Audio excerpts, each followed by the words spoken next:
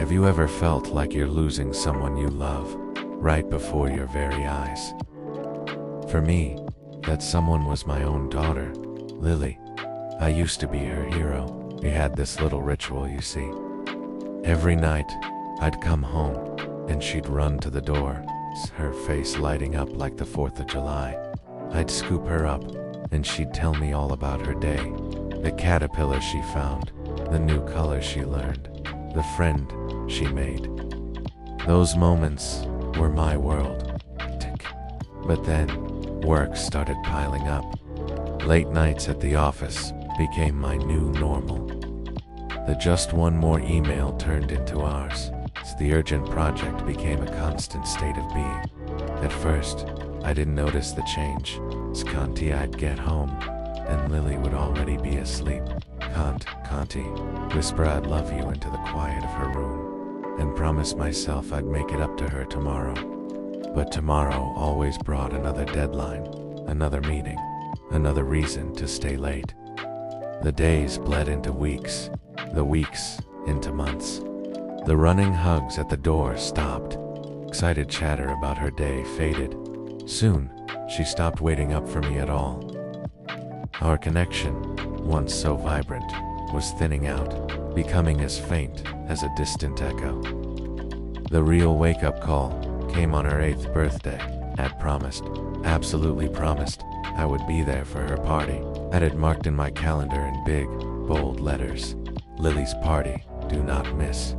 But a last-minute crisis at work pulled me into a vortex of conference calls and spreadsheets. By the time I finally escaped, the party was long over. The balloons were deflated. The guests were gone. I walked in to find Lily sitting alone on the couch, not crying, but worse, she was just staring blankly at the TV. She didn't even look up when I came in. I said her name, and she just shrugged. Tried to apologize, to explain, but she just looked at me with this hollow expression and said, "It's okay, Dad. I'm used to it. I'm used to it." Those 4 words hit me harder than any angry outburst ever could. It wasn't anger in her eyes. It was resignation. It was the quiet acceptance that her dad wasn't someone she could count on. In that moment, I saw the chasm that had opened up between us. I was no longer her hero. I was just the guy who paid the bills and occasionally slept in the next room. My heart shattered. I had been so focused on building a future for her that I had completely missed her present. I had been providing, but I hadn't been present. And I realized, with a terrifying clarity, that if I didn't do something drastic, I would lose her for good. That night, I didn't sleep. I sat in the dark, replaying years of missed moments in my head. The school plays I missed, the parent-teacher conferences I skipped, the bedtime stories I didn't read. Each memory was a fresh wave of regret. I had been telling myself that my work was for her future. But what good was a bright future if her childhood was a black and white film of my absence?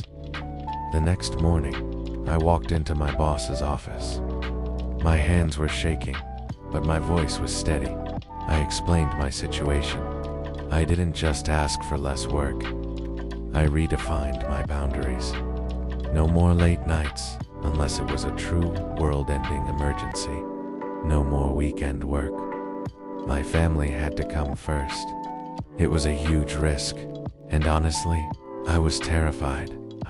But the fear of losing my daughter was so much greater. Armed with this new resolve, I went home.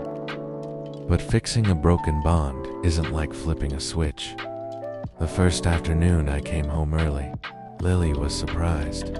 She was in her room, drawing. I poked my head in and said, "Hey, sweetie, I'm home."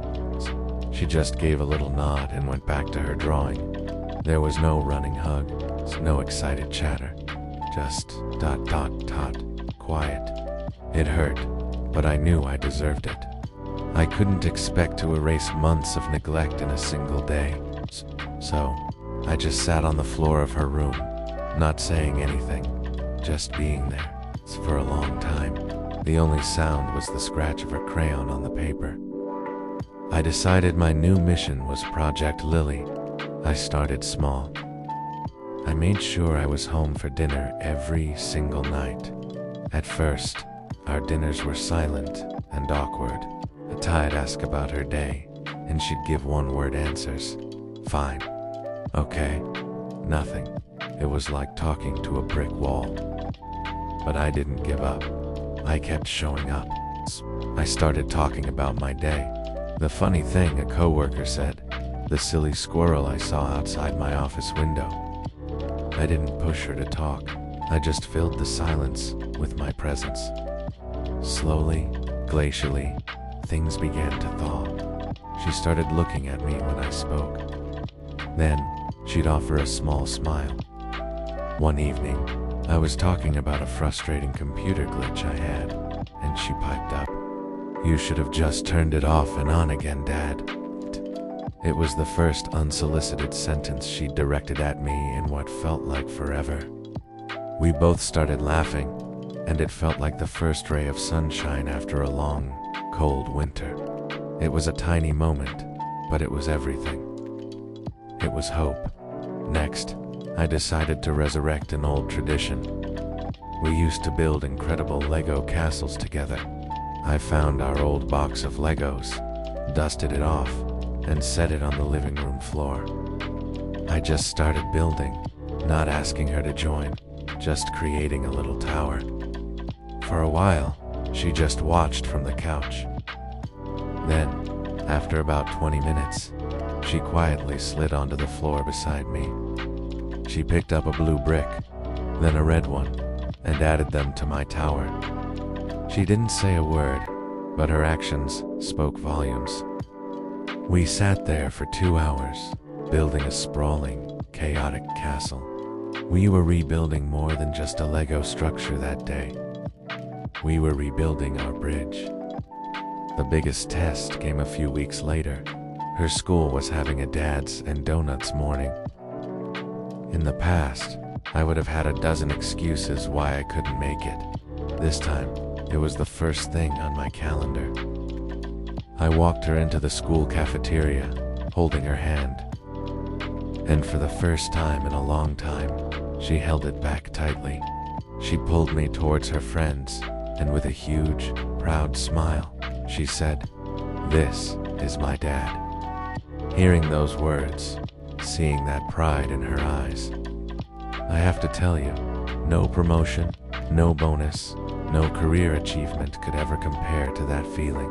It was pure joy. It's been a long journey, and it's not over. We still have our moments. Rebuilding trust takes time, consistency, and a whole lot of patience. But the silence in our house has been replaced by laughter. The one-word answers have been replaced by long conversations about everything and nothing.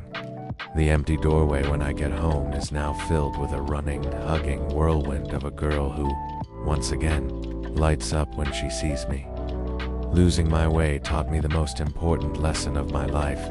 Success isn't about the hours you put in at the office. It's about the moments you're present for with the people you love. You can always make more money, but you can't make more time. So if you feel like you're drifting away from someone important, please, don't wait for a wake-up call like mine. Don't wait until "I'm used to it" becomes a part of your vocabulary. It's the time to fix it is now. Put down the phone, close the laptop, and just be there. Build the Lego castle. Go to the school event. Have this silly dinner conversation. Because those small moments of connection are what build a life. They are what truly matter. Thanks for listening to my story. I hope it helps someone out there. Don't forget to cherish the ones you love.